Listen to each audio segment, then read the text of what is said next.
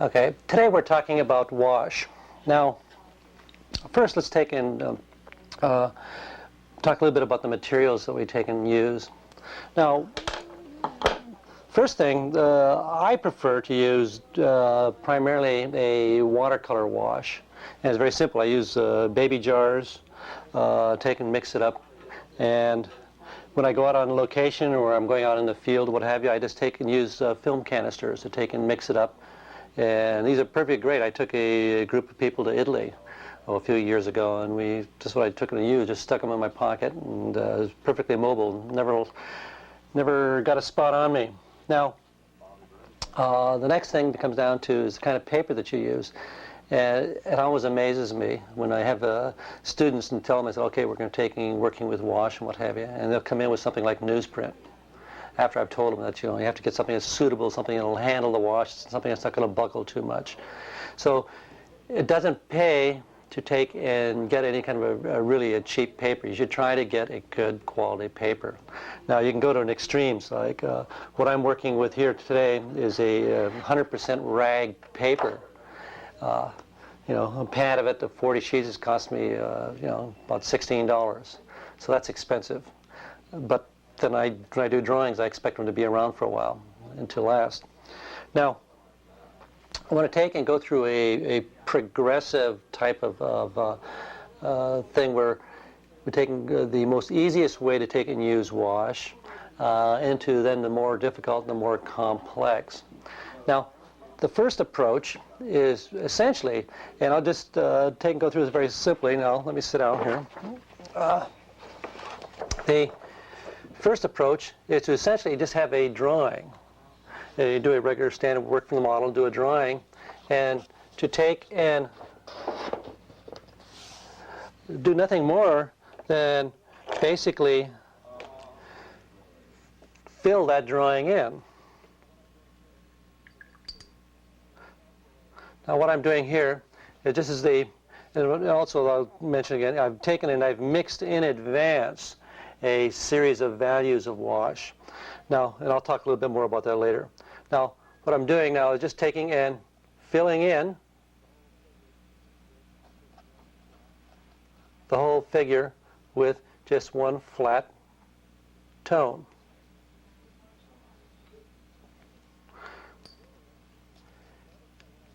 Okay, as I'm doing this, notice that what I try to do is I'm keeping the brush very charged with a lot of the color.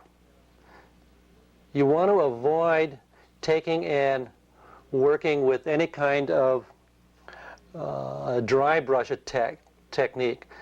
What we're dealing with is you want the water to go down, you want the wash to go down very clean, simple.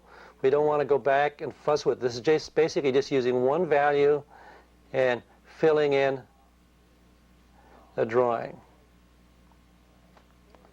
Okay, now this has a very clear effect of taking and creating a sense of solidity to the drawing. Now as this dries, it's going to get a little bit lighter. Of course, you could be doing this with all kinds of different colors. We work with pink, or we could be taking whatever color you choose. The effect, though, that this wash has on a drawing like this, which is basic, very, very standard type of drawing, is to take and pull it together. It makes the form seem more compact. It gives it a sense of, really a sense of volume. It also gives it a finished look to it, which is a lot of times is very, very desirable. It's technique that's used commercially. We go back to the Renaissance and we see that this was used over and over and over again. The next approach is similar to this, but it takes an it has a lot more of a sense of spontaneity. Now, what I want to use for an example on this is Rodin. Now, Rodin, as I'm sure you probably know, was a sculptor, French sculptor, turn of the century. In fact, our museum here in Los Angeles has quite a few. They're all over the country. He's almost as well known for his drawings as he is for his sculpture. And the thing that is always sort of intriguing is that most people think of sculptors as doing very, very, very tight three-dimensional type drawings. Well, Rodin's drawings are not like that at all. They're very, very free and direct, and he did a lot of things where he was working with the gesture, trying to feel the flow of the thing. So the first thing would be then in sort of drawing in the style of Rodin. Now, if you can take a look at this drawing here, you can see that in a drawing, the originals, I used to own a Rodin original. They're not really not much larger than this page. Basically, it wasn't any larger than this page. They're very, very small. And they were still done in sketchbook form. And he used to invite very, very famous people. Isadora Duncan posed for him. These were Balinese dancers that came and he drew from. But he would take and do very, very spontaneous things. So, and if you'll notice this, if you could see this, or if you had an original, you'd find that what he would do in the beginning. Virginia, do you want to take a pose there? Well, let's do a little more. Okay, something. Okay, the preliminary stage of the drawing is what Rodin would do is, and these are done very, very, very quickly, would be a very loose and very free. And notice the scale that I'm drawing. I'm not, these don't have to be large. In fact, you'll find that it's a wash doesn't work really well when you start getting up into very large scales, unless you're dealing primarily with an abstraction. Okay, but notice I'm keeping this very free and primarily just a scribble lines almost, just to get a sense of where the forms are. There's no really concern for any kind of detail at all. Now from here, he would take and very simply, now sometimes he would use different values, but he would just take and just going for a very general shape, just taking and putting this thing down, feeling the neck, okay, taking and seeing, okay, there's the torso, and I'm just sort of ignoring the fact that she's got a bikini here. We didn't. Okay, just feeling that action. And the emphasis is on getting a sense of that overall shape and movement that's going on.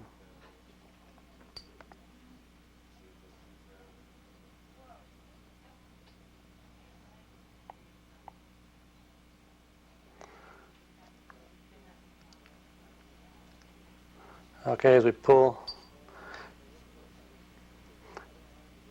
And in this case, I would, since the other arm is overlapping in there, it doesn't make a very nice shape, I would probably take and maybe change that so that we can take and maybe get a little something more in there, or just let lines to get some little space showing in there. Also, I would come in and do the hair a separate value. Okay, now this is a very free, it's a very sketchy approach to the type of thing, but the primary consideration here is that the wash is, there's no effort at making any kind of light and dark type of pattern. It's strictly a flat tone.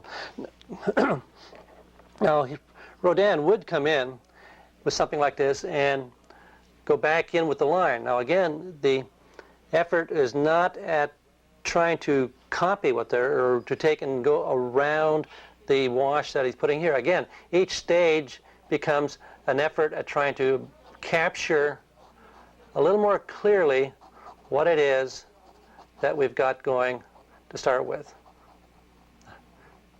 And these lines would be very almost a cartoon type thing, but very quick. And we'll take and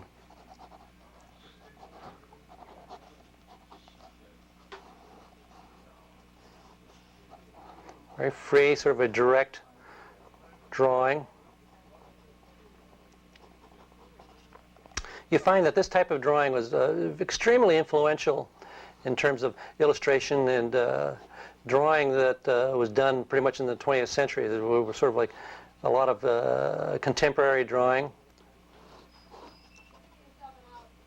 illustration, fashion. And it's just a lot of fun.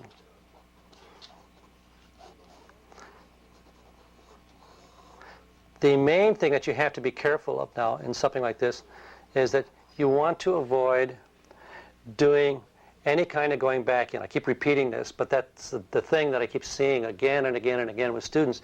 They get something down and they're afraid.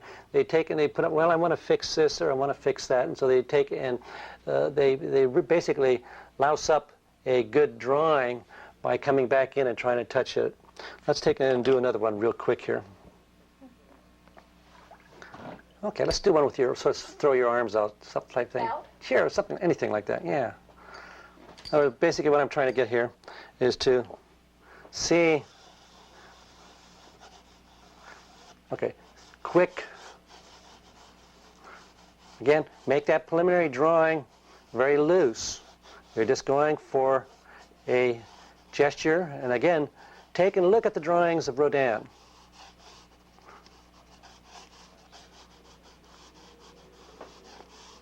And to look at, when you look at the drawings, try to discover how he approached the drawing. Look for the lines that are underneath. Okay. Now these are essentially almost, just a couple of minute drawings. Very quick. I'll just go right through this one now, trying to feel. Yeah. Keep lots of fluid in the thing, and you sort of try to feel the way the action goes. Another thing I've sort of neglected to talk about there was the brush that I'm taking and working with. First of all, it's a good brush. You can't afford to take and pick up any old scrubby thing that you happen to have around the studio. You have to take something that'll hold water well, come to a nice point, and I find that a lot of times even the Oriental brushes that don't take and really do the job because they don't have enough resiliency a lot of times. But you'll find that this becomes really a matter of personal choice. And you have to take and sort of experiment, find out, but don't take and shortchange yourself on materials. Okay, let's put in a little tone here. It's going to bleed a little bit. Now, okay, the first one I did with a pencil. Second, I'll come back in with a line working with ink. This is just a regular pen.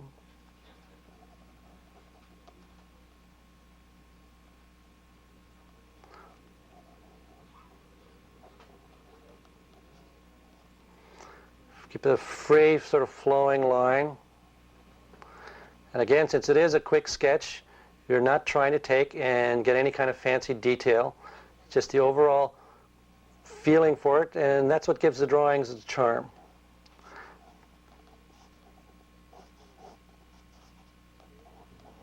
And you sort of feel the form.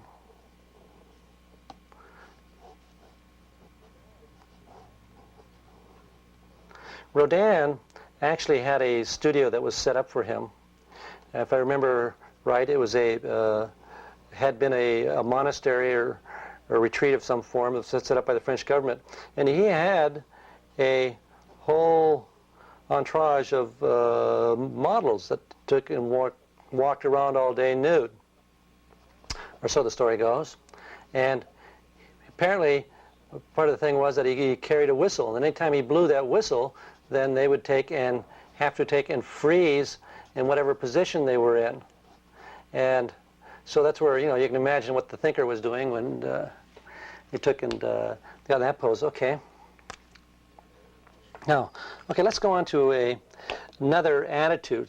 Once we start getting past this stage, we start thinking of the wash as a means to take and describe form. So the primary thing then becomes we take and have to consider light source. We think of the light side and a shadow side. Now,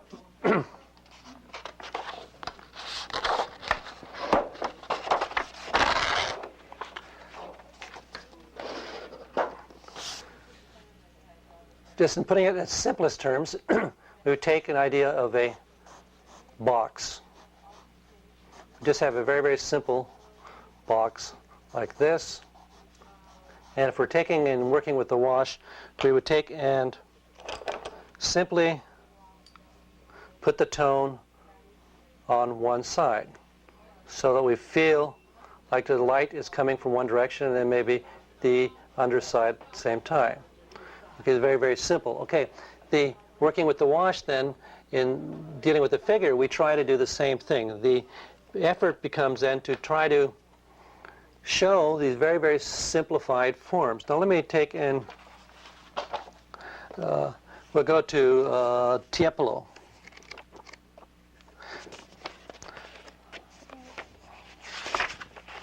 Okay. Now this example here is a very, very simple drawing. It's not even a great drawing. Think of these guys are great masters and what have you. They had off days too. Okay, but the drawing very basically, and again, the drawing was first, we get fooled a lot of times. We take and look at these drawings that are very free and flowing and think of them as having been done with the last, they started out what we see as the last line. Okay, this is a drawing with an ink line around it. Okay, but if you look very carefully, and if you ever see the originals, you find that they were again done with pencil first. So we find, I was taking and doing a very quick study of this thing, the drawing was originally done very, very simply and not so different from Rodin. Very, very simple, just trying to block in, see the very simple shapes. And this was a working drawing. This was a drawing that was done trying to take and figure out some incidental figure for a painting. I mean, the Tiepolos were very, very practical guys. They didn't do anything that didn't somehow figure into making another work of art, or the bottom line usually was the dollar, or in their case, was not the dollar, whatever it was, but they were businessmen. Okay, so this is the beginning. The next stage of the drawing, again, would be exactly what we had when we were talking about Rodin, except that instead of taking and filling in the whole figure with a tone, he would take and come in and just try to develop essentially the shadow side, the side of the form that would help to take and show the volume. And now in this case, he was fairly careful. The preliminary drawing was a little more careful. The wash then also becomes a little bit more careful.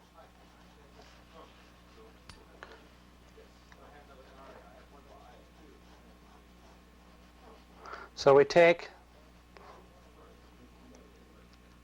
and he had a way of taking and just sort of hatching in the tone. But you can see how clearly it starts to take and create a sense of volume.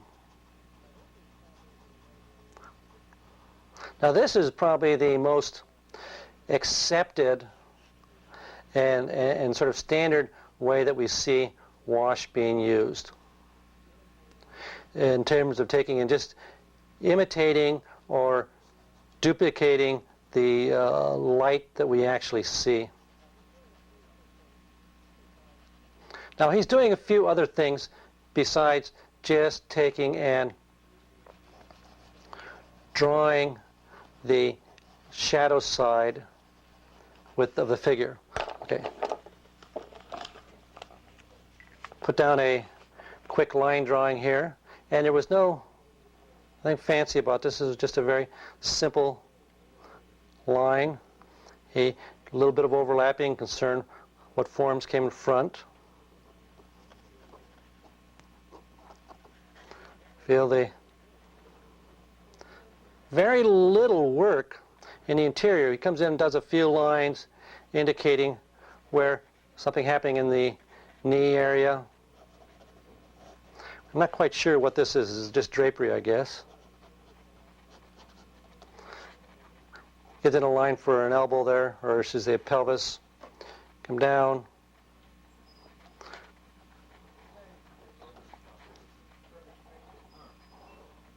Down.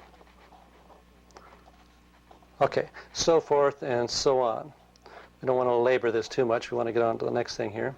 Okay, this gives us the sort of the next stage. Now, the minute you start taking and dealing with space, real space now, you come into a problem of taking and having to take and diagram it to really show what's coming in front, what's going back behind.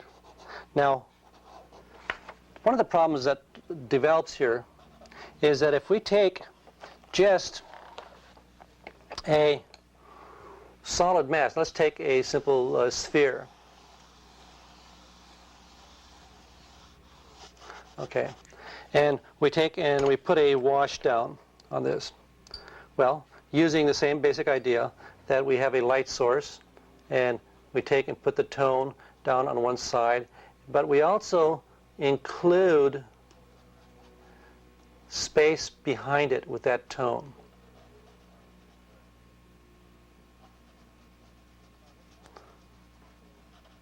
Okay. Now what's happening is that by making this one tone go all the way across here, this area that is actually has depth in it becomes opaque. We don't really, or we aren't really able to see into this area. So what the artist does, and we find Tiepolo does this over and over again, is to take and we use another value to get so that we can see into that shadow area. Okay, the line does it partially. There's way by coming in and putting a line in here means, okay, now that creates a sense of transparency to that tone that I put down. Okay, but we can also do it by taking and putting a darker wash or accent behind this, like this, so that now we've got the sense of atmosphere or of something going behind this whole thing here. And so if we carry this drawing that Tiepolo did now a little bit farther, we find that this is precisely what he did. He takes and comes in and he uses a darker wash, pushing it behind in here. He carries it through in here. So he's doing exactly the same thing I did with the sphere here, by taking that tone and carrying it through behind that leg. He takes these long forms coming through in here, starts coming through here. He picks up, he's got a dark back here, carry through. We get through that space. The hair here, now which I didn't even treat, is a darker tone. This becomes more of a local color consideration. You take and mix these things up pretty much. You have to develop a sense of flexibility in dealing with this stuff. Okay, but you can see now how that we get much more of a feeling of atmosphere. Now there's another consideration.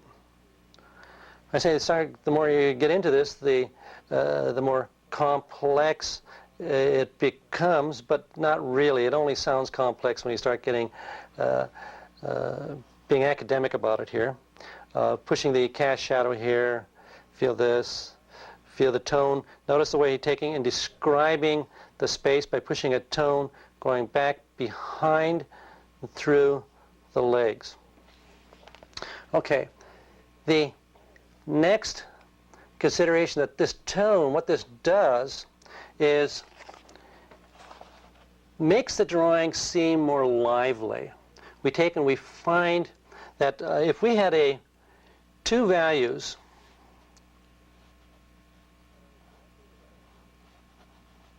that are exactly the same,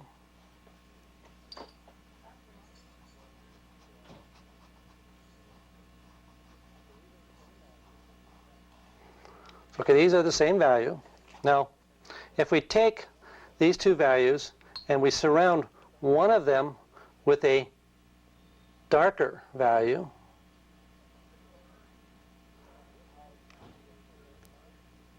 now this takes on a sense of luminosity. It becomes lighter and it feels more brilliant. Even the bits of white that's taken right through, it gives the thing a sort of vitality to it. The same thing that we find then with Tiepolo is he takes and when he starts putting in these things, part of it is for the creating of volume and creating a space. But also it takes and makes a drawing seem much more interesting. It's much more of an active, lively thing. Okay, let me take and do a drawing from Virginia here for a second.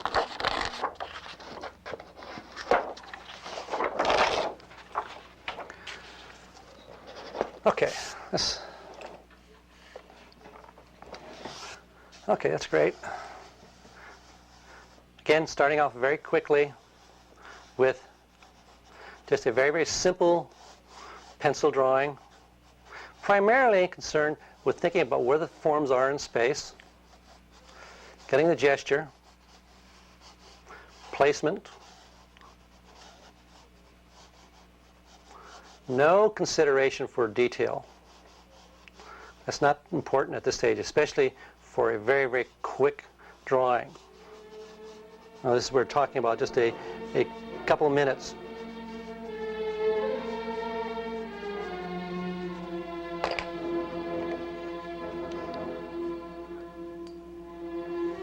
Now, in the next session, we're going to take and carry this idea farther and get involved with a little more developed type of drawing.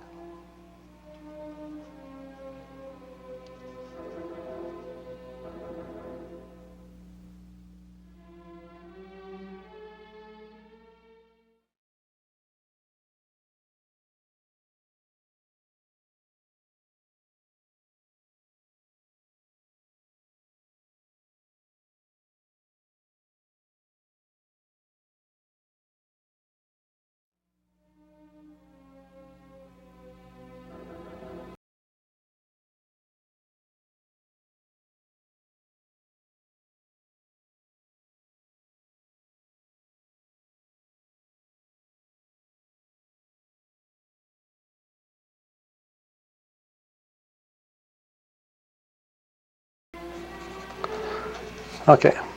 Okay, going back to Tiepolo here, that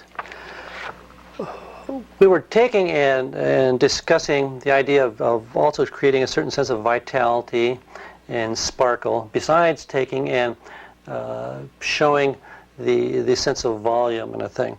Now I want to take and show a few little things that I take and work with, because most of this stuff was really developed to a high degree is a formula.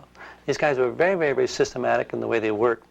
And it's sort of almost necessary, in other words, to take and develop a very, very clear-cut, logical approach to taking and doing it, so that you can be free then to take and improvise, to take and create the forms that you actually want to, so that you're not always trying to figure out how are you going to take and do this, what kind of logic are you using. So first, also, let me take and point something out here. What I have here mixed up is I've pre-mixed my values in these baby food jars, so that this is my basically my middle value, the value that does most of the work. So obviously I've got an awful lot more of it. And this is my dark, which I use a very little of. And then this is just basically a clean jar for taking and wiping my brush off. Also, repeating what I talked about earlier, was that this is essentially just a watercolor wash that I take in here. You can use, now I've taken and gone out in the field and just had a small canister of water and used pan watercolors, and that works quite fine. There's no big thing. I don't like to use ink. Ink has a tendency to feel harsh.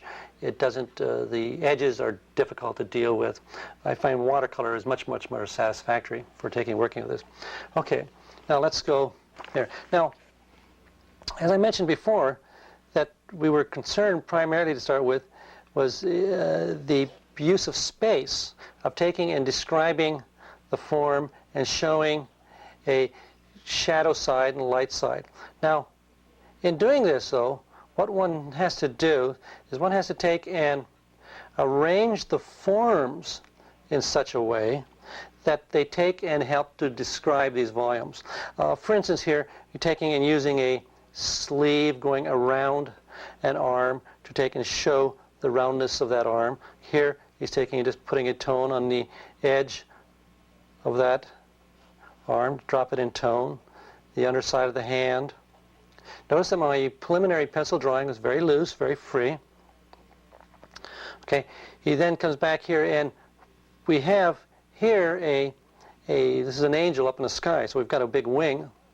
But what this becomes is a very convenient, big, flat area that he can take and use to silhouette things against.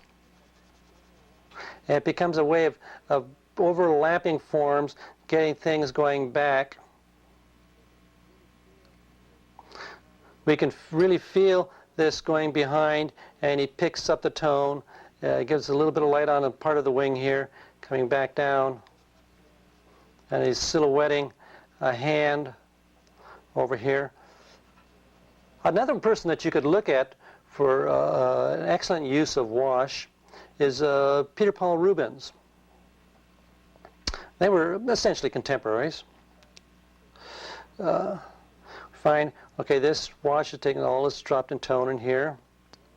Takes the leg, and here we've got the, not quite sure what this is supposed to be here. I think it was a part of a leg that never made it. Okay, he drops the knee in tone. Now what I'm doing here is this cross stroke I'm doing is I'm just sort of duplicating the kind of stroke that he had there. We find dropping this back. Notice the little thing that happens here is that he takes, and you feel that edge of the knee, we feel this tone going behind, just as a shape. It's useful in taking and giving us a sense of volume. Okay, feel the underside of the foot. Cast shadow from this. Now notice that I'm still just using one value. Okay. And more clouds, and so forth, and so on. We don't want to go too far with this, just a little bit more here, and then I'll take and jump into the next stage of this drawing. The underside of the arm here. This is also an extremely useful, and which is essentially what Tiepolo used for.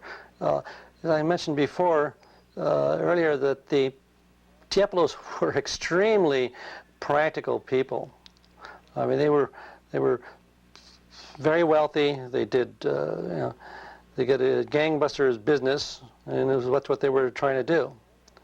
Okay, but these preliminary wash drawings were a means of taking and working out and figuring out their light and dark patterns, as a way of taking and trying to understand how the light was taking and working, how the forms were taking and develop.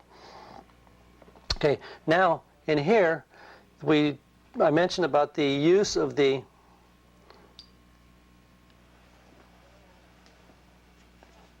tone going behind something. Now we were taking a dark and feeling that dark go behind something, so it gives a sense of space in there. Okay, you can see now where Tiepolo takes and uses this as a definite formula. It comes through, we've got a leg here. It also takes and gives us a sense of space back in there. We find using accent here, he carries that tone back through in here. He also uses it just to liven up an area. Just pushing in tone. Okay, he uses it to create that sense of space in here. We had this all in tone already, but he takes and uses the cast shadow, throwing in a cast shadow from this foot, takes and gives us a feeling that we have, this is much lighter than it actually is. Okay, hitting accent underneath the ear, coming and throwing some fancy stuff in the hair here, a few accents going around the arm, going through, underneath, hitting underneath that arm. So you can start to see the effect that just the wash itself, without any particular line, has. We can take here how he comes in and he gives it sort of almost a local color, but it's primarily affecting the drawing, has his ability to take and give it a little just vitality. Okay, carrying the hair through behind the neck and picking out cheers. So we makes that head come out, hits underneath the armpit, sort of one of those standard cliches. Comes in, armpit, underneath the breast to give a little space in there. Okay. Comes in, a little bit of hitting in the hands here, getting a finger or so, nose. Notice now, this is the first time I've come down here and actually started to get actually feeling like I've been doing everything standing back or sitting back and just working on an overall feeling for the drawing. He comes in, he also throws in a nice little accent up here in his wing. Okay. Now from here, he comes in and works with a line. Now, his line was either done with a brush or working with a quill. It doesn't have a ballpoint pen. So what I'm using here is one of those standard brush pens, which works very nicely because it takes and I can control it. I can get down there and it has a lot of the feelings that we find if we look at get down and get a dark accent.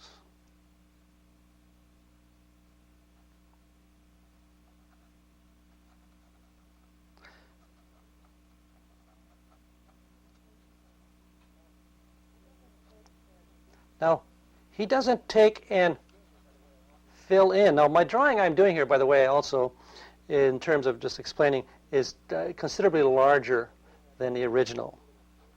But I'm doing that just so that we can get a little better view on the camera so you can see what I'm doing.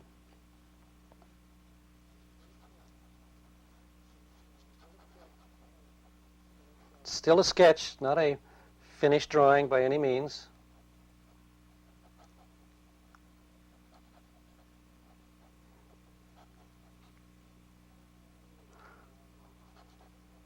It'll come down. Very, very cavalier about a lot of these forms. Throw in a dark just to get an accent going in there. Push the tone. Really feel that thing sitting down. Push. A lot of times on the light side of the form, he takes and leaves the line completely out.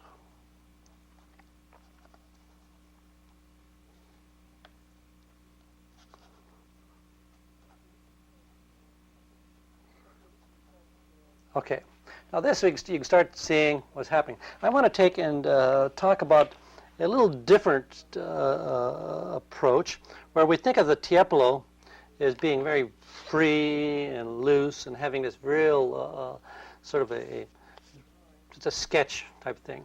Here's a drawing over here. This is a copy that I did of a Pontormo, and it's pretty close to the actual size.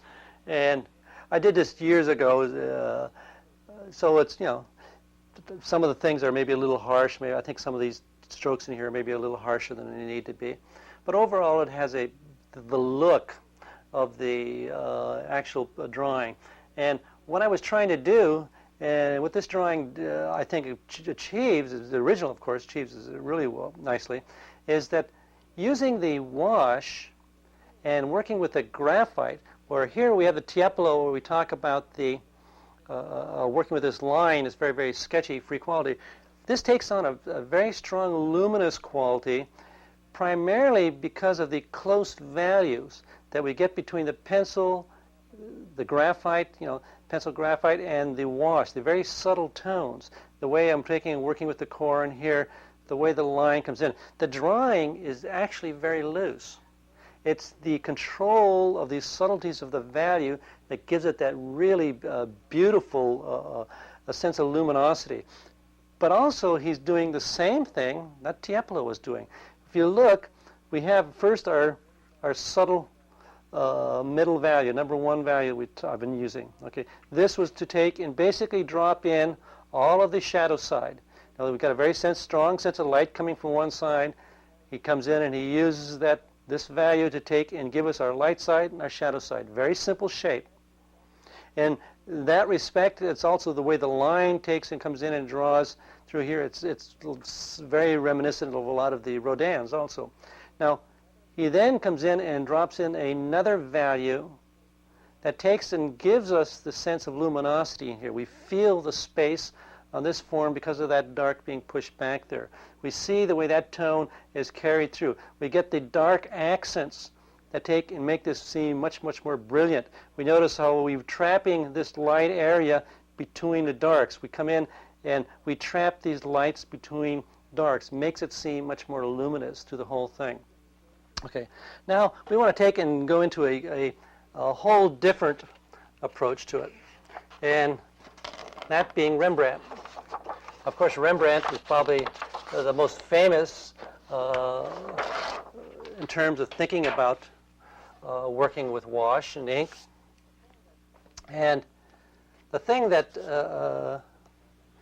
is so marvelous about him is that, of course, he's such a fantastic draftsman, but it's a lot of people who really like Italian drawing don't necessarily like Rembrandt. Because Rembrandt took a lot of liberties. He's much more in tune with a lot of the more contemporary illustration attitude, or I should say, 19th century, early 20th century illustration, where it looks more like we would see a Sargent or a Winslow Homer or something like that. Now, the first thing that we find with him is that there's a very, very strong emphasis first. And I'll give you a very simple procedure for this thing. One, to start with, we take and think of the shape. The shape becomes the most important thing. I'll take and draw from Virginia here. And let's take and, just sit where you're at like that. That's good. Now I'm going to take and start this out with my middle value. And drawing with the brush, not doing any preliminary pencil drawing at all. The first consideration, now I'm thinking of these again as a sketch, is that the first consideration is to take and draw shape. So we take and very simply look at this big shape, drawing the hat, feel it's coming through, and I'm looking at just the shape, very simple, very free, and the head coming down, feel the ears in here, feel the V-neck coming through here, and the collar coming up, or the puffy sleeves sticking up.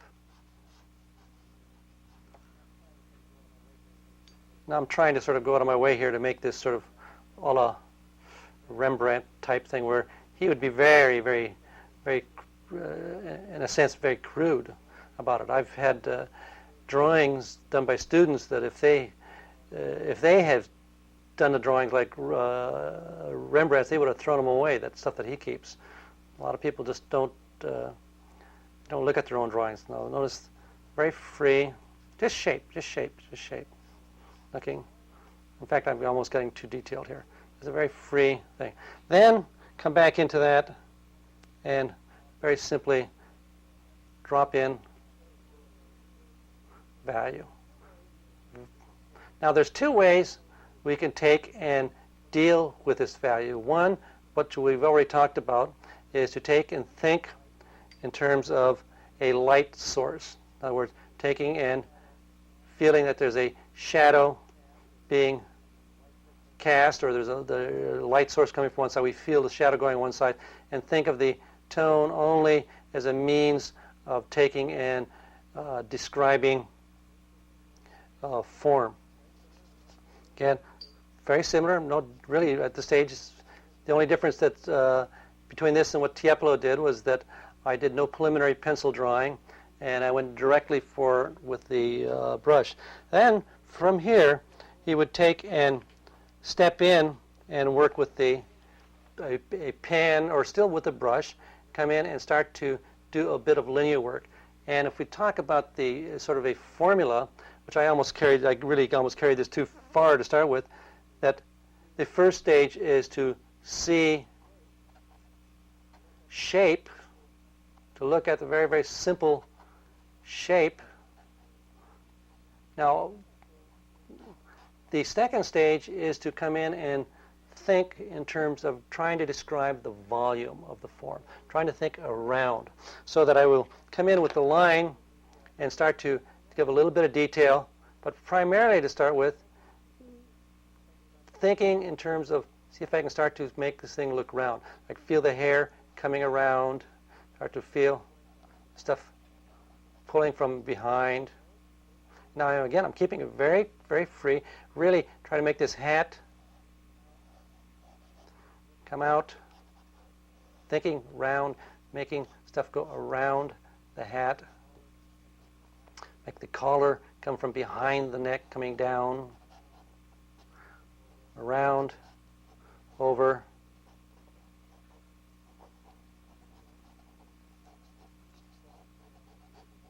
the belt going behind, but a very free approach to this thing, working with the line. Now, of course, I could have also have done this with the brush. Now, the next stage of the drawing would be to come in and, if you wanted to, now, to take and come in and do a little more careful type of detail, or that come in and I can start to get a little bit of fussy. In this context, at least we might call it fussy. But to give little detail,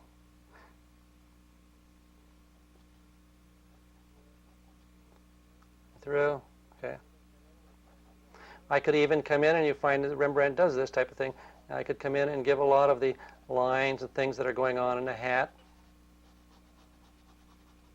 Around. Okay. We could take and maybe even start to get a little fancy with some of the folds in here. But the next thing, from that, not trying to labor this too much, would be to come in and work with our accent then. Come in with the next value and start to push some of these things back, to feel things coming through. You notice how that gives a sense of luminosity underneath that hat. I could even come in and do a little value work inside with the features here. And with very little work, it starts to take on a very quick sort of finished look to it.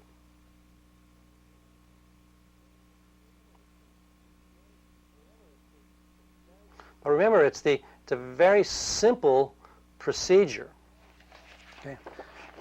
Now, one of the most charming drawings I've always thought of in terms of Rembrandt is this drawing here. Now, this is a beautiful little drawing, and it's practically all done with just the brush. Now, let me take and point out a few little things on this.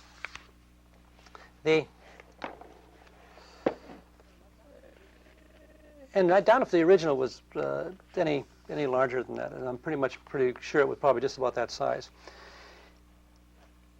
In drawing, he takes and we look at this thing and we say, well, gee, we can see this girl's head and we see the hair and everything. He's still taking and thinking of first a very simple shape. So as I'm doing this, we take a look. Okay, the hair, overall big pattern. And you can see the lines that were drawn underneath. You look at drawing the shape of the face. This is probably his wife or taking a nap. He just takes and puts in a tone for the planes, the head, and he did put in a light tone first. Coming in drawing, head, draw the shape. Think of the shoulders coming down, feel this robe. And this is very free. The hand that is coming here, there is nothing drawn there of the hand. Very blocks in. Look, simple shape, and he's taking and drawing shape and volume all at the same time here now. The hand, there is nothing really the hand. The hand comes out here and it's just this. Takes and draws stuff coming down. We feel this robe coming around. The other hand coming through here. Very free. It has a strong, except for the three-dimensional realism that we have in the head, has a very strong oriental quality to it in the calligraphy. Also, it's important to hold onto your brush here. Okay, now come back in a little bit darker value.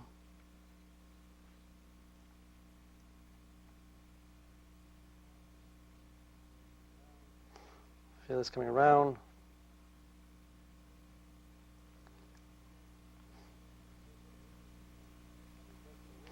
Okay, he takes and really, notice how it's very, almost a harshness to it when he comes around that line.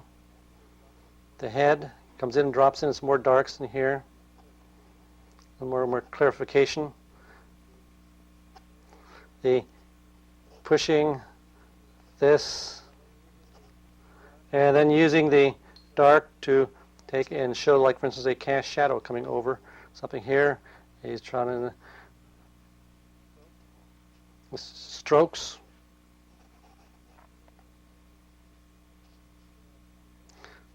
Feeling very free, lovely drawing. Okay, the mate to this type of drawing now, of just doing a very, very direct thing with the brush, is, again, the combination of the thing that I started here, but carrying it a little bit farther.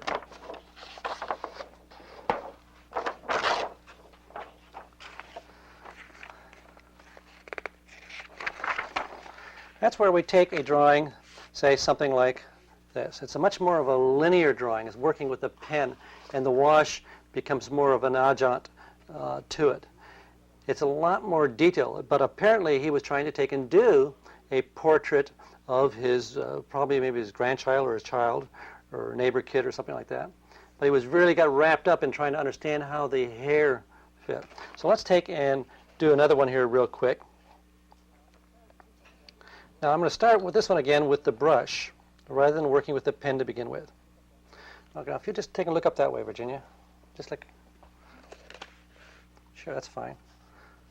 And again, if we take, I'm drawing a little larger than I would normally draw. So take and think shape. Okay, first I'll even taking and blocking in, I say, okay, look at where the nose is, feel the axis, and just, and again, not being inconsistent with what Rembrandt would do by taking actually drawing lines, cutting through things. You can't worry about what lines you put down to start with, whether they're going to take and show or not. Because in the end, we have to take a look at the total. And first of all, it is a drawing. It's not a photograph. And drawings are composed of lines, shapes, tones.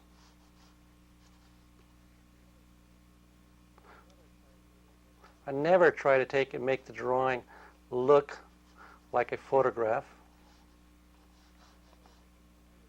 Although there's nothing particularly wrong with it if that's what you're interested in. But I know, of course, illustratively today, a lot of people, that's what's required.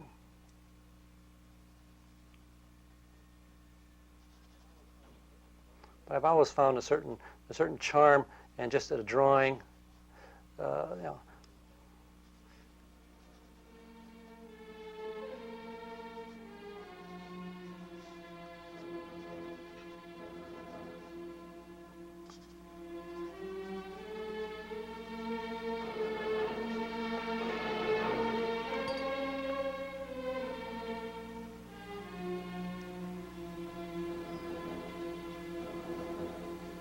The next thing that I would do in here would be to take and come in and